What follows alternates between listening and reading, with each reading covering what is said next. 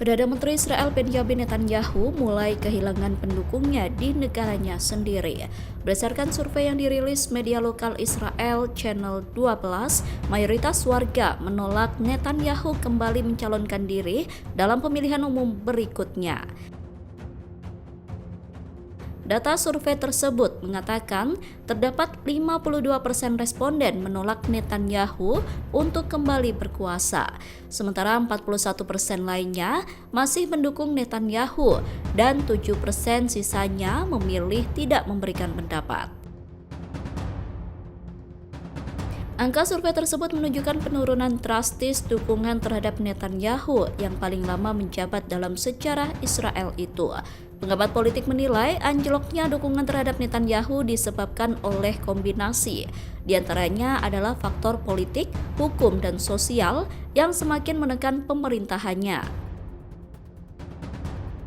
Selain itu, rangkaian kasus korupsi yang menjerat Netanyahu juga dinilai menjadi salah satu alasan Perdana Menteri Israel itu kehilangan pendukungnya.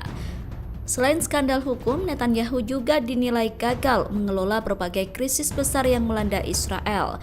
Kebijakan luar negeri Netanyahu juga menuai kritik tajam, terutama dari sekutu tradisional seperti Amerika Serikat.